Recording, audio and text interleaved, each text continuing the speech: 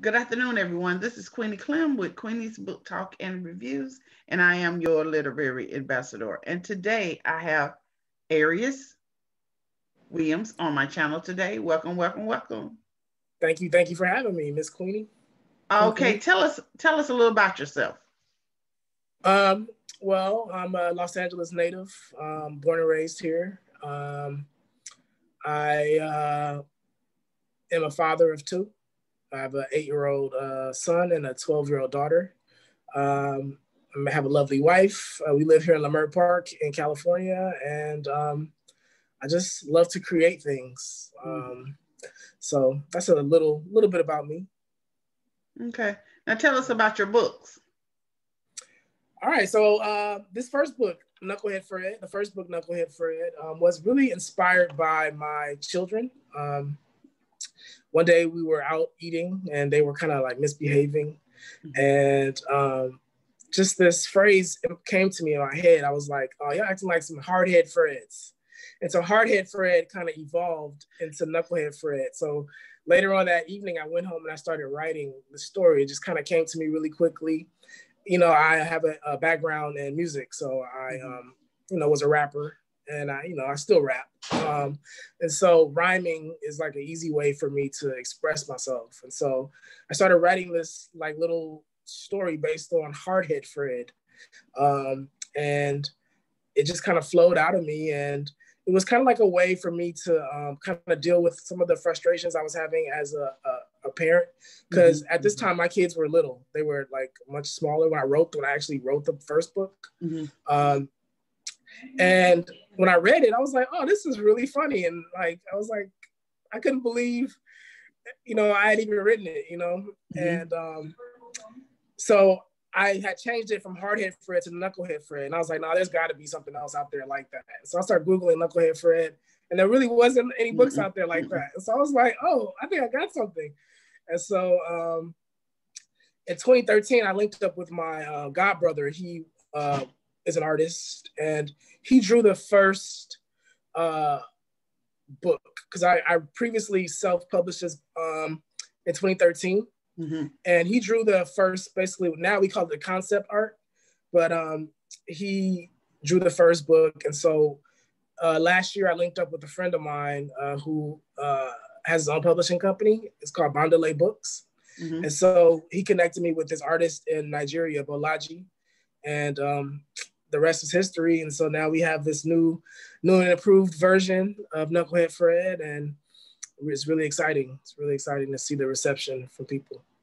Can you share a snippet from one of the books? Sure. Which one do you prefer? Is there a preference you have, or no? All right. Well, I'll give a snippet from Knucklehead Fred and the Principal's Challenge. Yeah. This is the second book in the series. So this book is centered around Fred being in school. As a teacher, I have seen boys have a lot of disciplinary problems because they like to be active. They don't really like to be sitting down, especially like young kids. They like to be active. So I'll read a little bit of the Principal's Challenge. All right, so it's dedicated to educators everywhere, because I think every educator knows how this is. Yeah. All right, so there once was a knucklehead boy named Fred, who never listened to a word that his teacher said. He would talk in class and get in trouble without cease. Constant calls from the principal. His parents got no relief. But Fred wasn't mean or spiteful. No, he just wanted to play. Kickball at recess was his favorite time of the day. So as you can see, he's playing kickball. He couldn't stand the indoors. The classroom was just no fun. He'd much rather be outside where he was free to fart, scream. Out in the sun among the birds and fresh air, Fred would giggle and play, living life without care. When playtime was over, he'd say, "It's not fair. I want to stay outside, not go back in there." So that's a little excerpt from the Principal's Challenge. And you got the boys right about and so later Go ahead. Huh? Go ahead. No, you go ahead. I was gonna say you got the boys right down to the T because they do be farting. I know. It's I so see funny. that now. It's so funny. I was reading it to my friend's son, and he's around 7 years old, and he loved that line. He was cracking up, and I was like, "Oh, okay. I guess that worked." Because honestly, I wasn't sure about that line at first. I was like, "Is that too much?" But I was like, "No, I'm gonna leave it in there because it's real." So, yes. yeah. What was the inspiration for the story? So the second story was the principal's challenge story was just trying to show a different way to deal with kids, especially Black boys, when we have when they deal with behavior challenges. I mean, I feel like Black boys, we get stigmatized and labeled really quickly when we're just like any other boy. We like to move around, have fun, run around, kind of be free, just like any other child. And so we should have the freedom to do that just like anyone else. And so the principal, he's very creative in the way that he deals with Fred's behavior challenge. He recognizes that he likes to be outside. And so he thinks about a way that he can engage Fred in learning and being a active participant, an active student by starting, a garden. And so I think it just shows that, we as teachers need to also think outside of the box in order to address students and their different learning styles. So, yeah. What is the key theme or message in the book? I think the key theme is that it's a couple of things. Number one, for students to speak up and advocate for themselves about their needs. And also, I wanted, Fred for me is modeled in the vein of like a Dennis the Menace. Dennis the Menace. He is someone who marches to the beat of his own drum. He is an independent thinker. And so I kind of want to celebrate that kind of person and see that, you can be rewarded for that if you speak up, but also if you're able to play the game, I guess, play along, And so Fred, he figures out a way to play along with the school program. And in doing so, he actually discovers his love for science. He learns that, maybe by just, following the rules, he's able to get by a little easier. And it's also a message to teachers, as I said, to think outside of the box. So that is the main message. I kind of want to show parents that, it's natural for your kid to want to run around and be rambunctious, and it's not like necessarily a bad thing. You just have to figure out a way to channel it. So I think that's the main message of the second book. Okay. What do you hope readers will take away from the book? Well, I hope they get a few laughs. A few laughs. I hope that educators can relate to Fred as a student, and also parents can relate to the experience of getting calls home from the principal or dean or whoever, from a teacher, and that it's not the end of the world. Like, as long as we're able to find ways to engage our kids. So I think that's the main message of the second book. The first book is a little different, but the second book, that's the main message. Okay. What were the key challenges you faced when writing these books?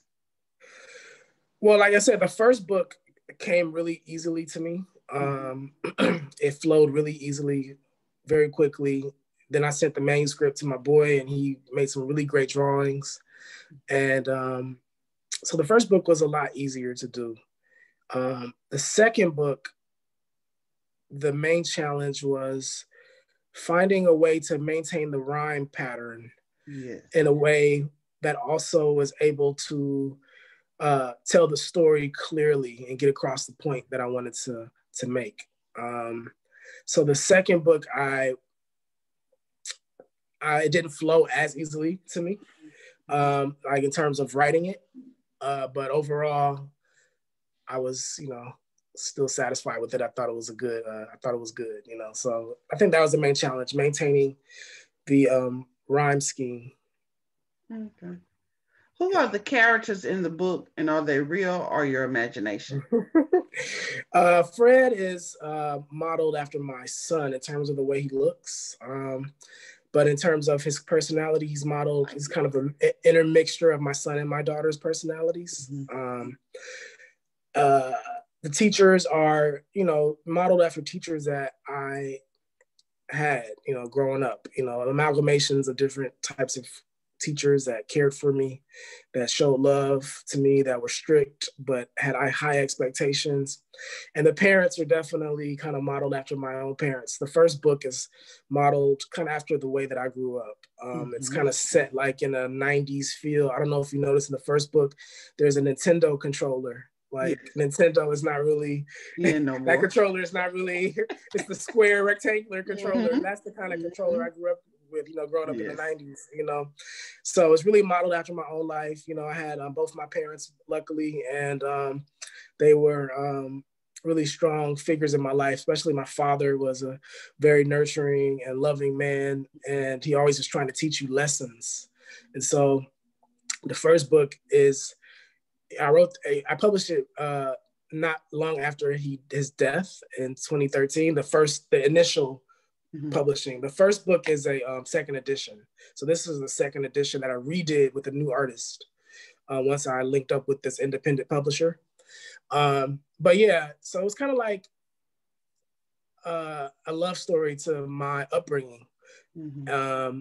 And I just want to kind of show Black people in all of our glory, you know, in the sense of like, we're people. We do all different types of things, like, and our children come in all different types of packages, you know, and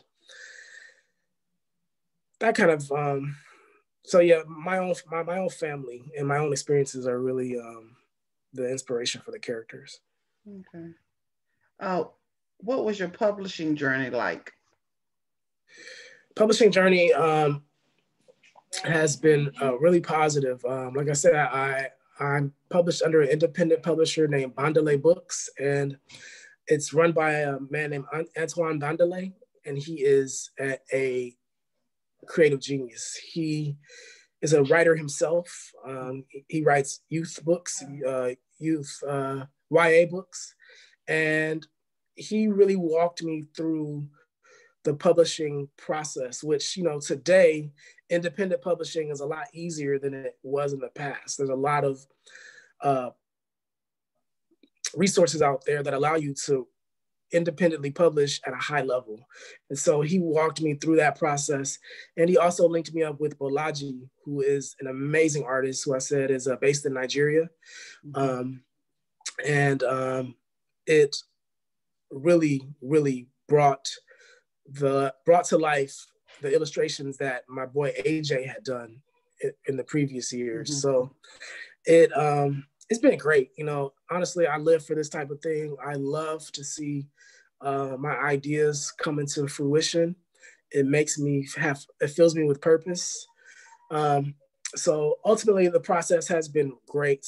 The challenges of independent publishing are marketing, but you know, luckily, because with social media, you're able to reach out to people in a way that, you know, you couldn't do when I was growing up.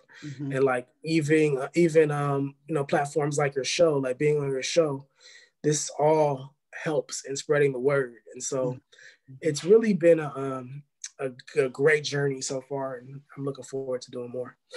Okay. Have you always wanted to be an author? I've always wanted to communicate. I've always wanted to be an artist, to be a creative. When I was a kid, though, the first thing I remember wanting to be was a writer, honestly. When I was a little kid, I didn't know why, but the first thing I wanted to be was a writer. I'll tell you a story, though. When I was growing up, I used to write in a journal when I was a little kid. And my cousins, you know, I grew up in the 90s, you know, so things were a little different. My cousins, they made fun of me. They said, that's what girls do. Girls write in journals. And I stopped. I stopped writing in that journal for years, like for a long, like until I was like at least 19, you know. I was probably 7 or 8 years old when I was writing in this journal. Oh, wow. So yeah. But luckily, you know, I was able to find other outlets like I said, rap, hip hop was like an acceptable way to be a writer, Yeah. you know, to be a writer, to be a poet, you know. So I dived into the world of hip hop. And so, yeah, I guess I've been writing for a long time. I don't know if I say I wanted to be an author, but I've been a writer since I was a little kid. Okay. What is your role in the literary community right now? Man, that's a good question. Well, one of the things that I love about being the author of these books is that it connects me in an amazing way to children and to youth in a way that I never had really anticipated. I mean, kids really like this book a lot, and you know, it's an honor to know that I have a voice in the way that they are going to be raised. You know, like certain children's books that I read as a kid, like I remember them forever. Like the Berenstain Bears was one of those that I loved, you know, growing up as a kid. And those books I remember forever, you know. And also, I feel like I'm doing a service in the sense of providing lessons not only for the kids but also for the parents and the adults. Like both books have valuable lessons for the parents and the adults in the books as well who read the books.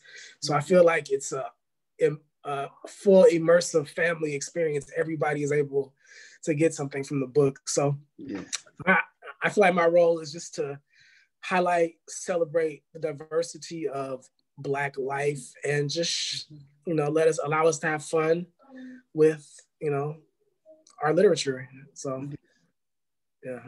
Okay. What are the most important elements of good writing? I think the most important elements are entertaining yourself first. Write something that you like, that you feel like is good, that you feel like needs to be a story you feel like needs to be told.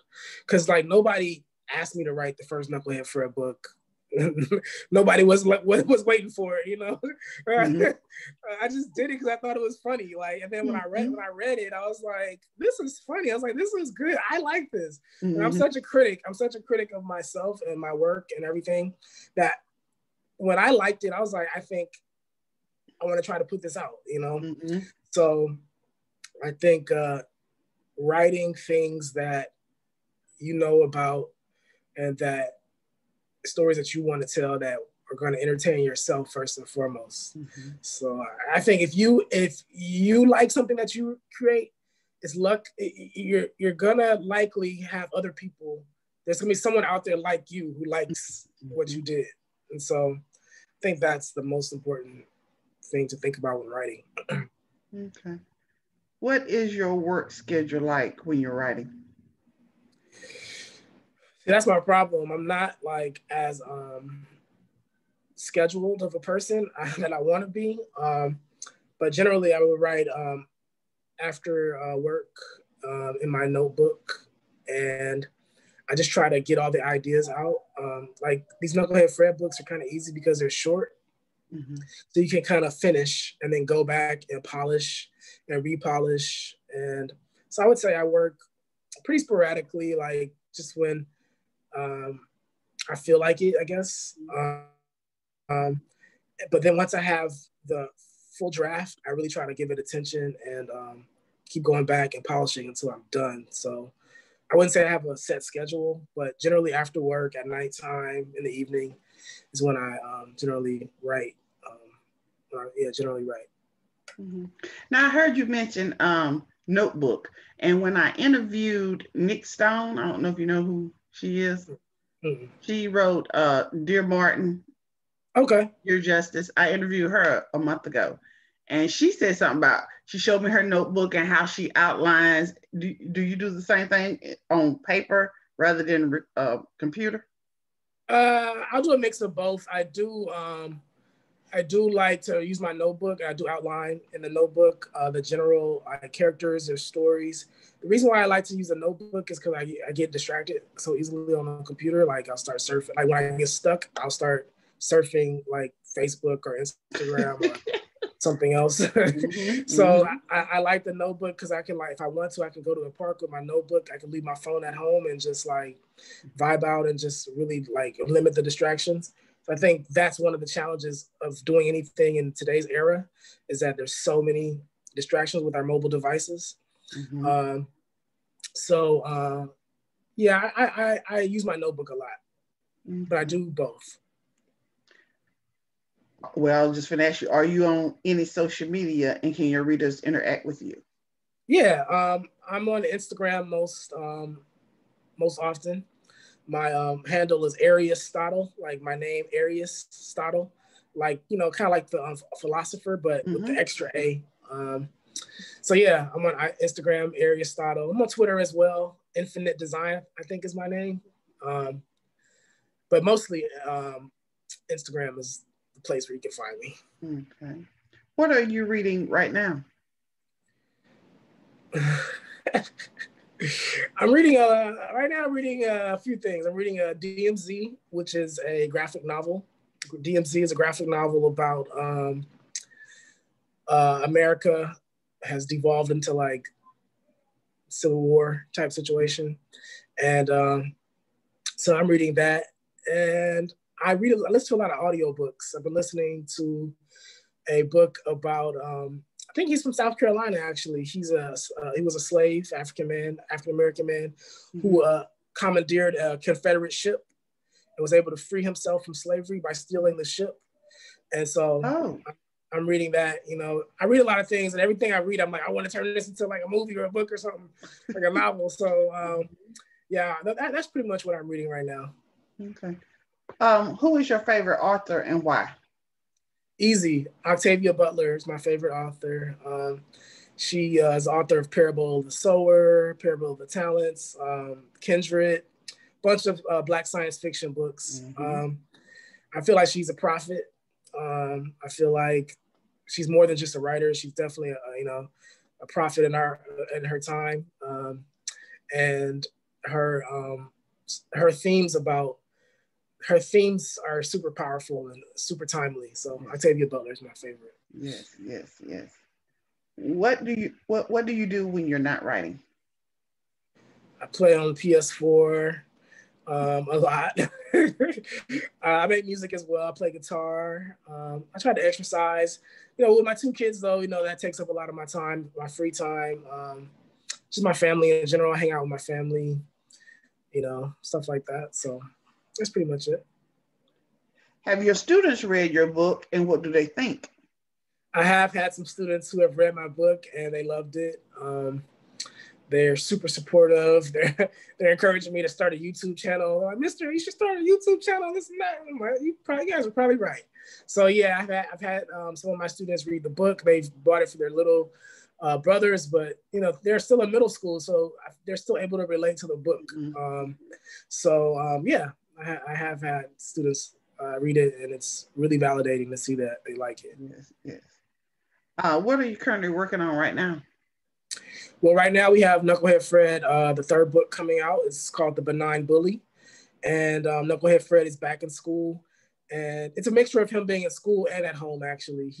This book, he's kind of like a kid who his parents never like really disciplined him when he said things that were out of line. And so when he gets to school now, he thinks he's able to say things to people without any consequences. And so he unknowingly makes fun of his friend in front of the whole class and embarrasses him and hurts his feelings. And so there's a process they go through to reconcile. So this book really shows how you can resolve conflicts in a positive way without having to fight someone.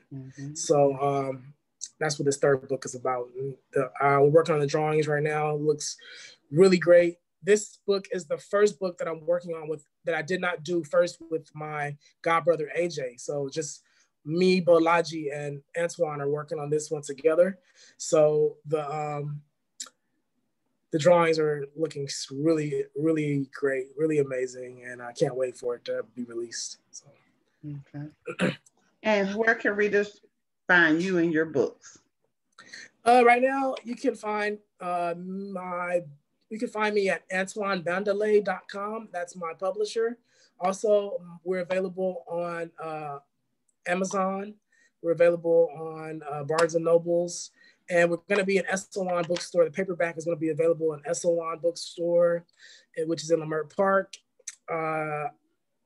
And there's some bookstores in Atlanta and Wichita that we're also available in. I can't remember the names, but mostly online, Amazon.com, Barnes and Nobles, or AntoineBandalay.com. Okay. Is there anything else you would like to add before we close? Yeah. Oh, also knuckleheadfred.com. We just started knuckleheadfred.com, and that takes you, yeah, that's the easy place actually. Go to knuckleheadfred.com. That'll take you to everywhere you need to find the book. I just want to thank you. Thank you for having me on. Can you see me? Okay. Yes. Thank you for having me on. This is a great opportunity. I love speaking about the book, and just want to let anyone know that the publishing process is not as hard as you think. If you have an idea out there that you really want to get out, it's now is the greatest time to be a writer and a creative, because we can, we don't have to really wait for the middle people. So that's really it. All right. Well, thank you for coming in today. I really appreciate it.